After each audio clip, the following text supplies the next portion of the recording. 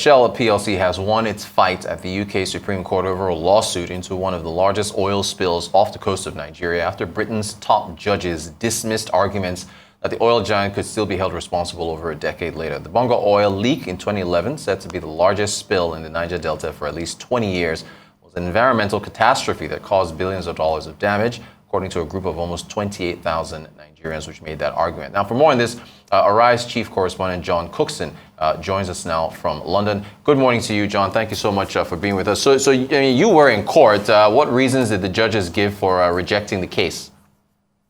Hi, Rogers. Good to see you. Before I do that, just to remind viewers of really the genesis of this case. Now, back in 2011, Shell had an oil rig in the Bonga oil field about 140 kilometers offshore from the Niger Delta. And as they were transferring oil from the rig to a ship through a pipeline, the pipe burst and spilled 40,000 barrels of oil into the sea. It was the biggest spill ever in Nigerian oil exploration, and of course the catastrophe on shore. Now, in English law, you have to bring an action for a private nuisance. This was the basis of the case within 6 years, unless that nuisance is continuing. And this is what the law lords had to decide. And I was in court this morning when Lord Burrows read out the judgment. It was a unanimous judgment on behalf of himself, Lord Reed,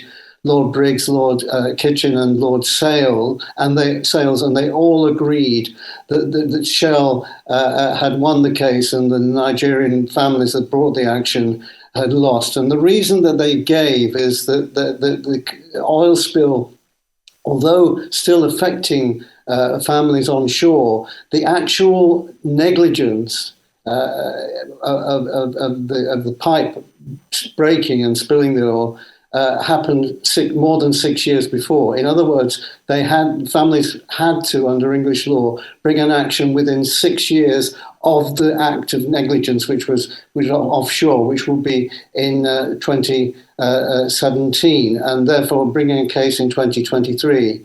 Was always going to fail. So sadly, although this case would have brought millions of dollars in damages for those families, the Supreme Court, the highest court in England and Wales, rejected their claim.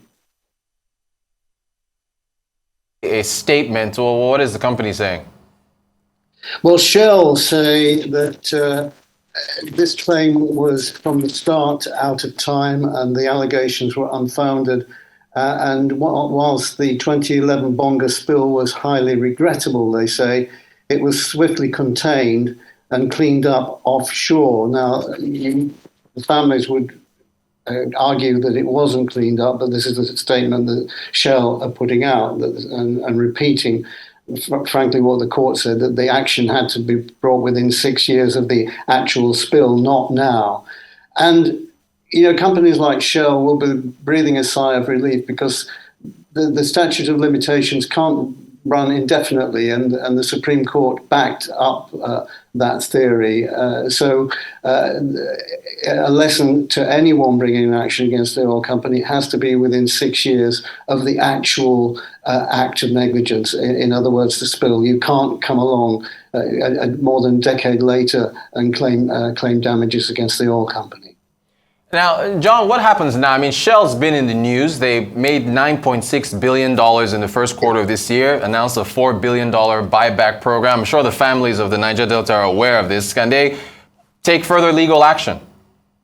Not in England, they can't, unfortunately. There is, of course, the court of public opinion in this country, and the case will get coverage. And one would argue that a corporation like Shell, with its massive revenues, should make some sort of payout. But looking at the statement from the company today, that's not going to happen, not in the foreseeable future. I'm not sure what the law is in the Netherlands as far as the statute of limitations is concerned, because Shell is also registered in the Netherlands.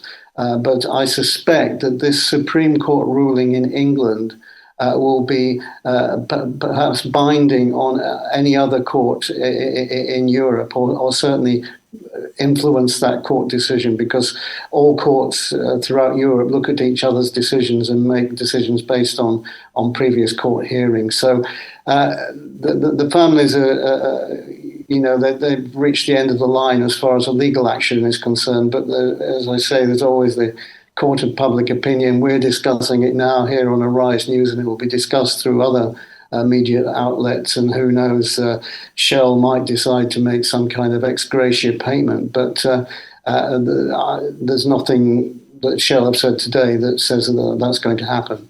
Very, very interesting there. Arise senior correspondent John Cookson, thank you so much for giving us the latest on the decision on this case.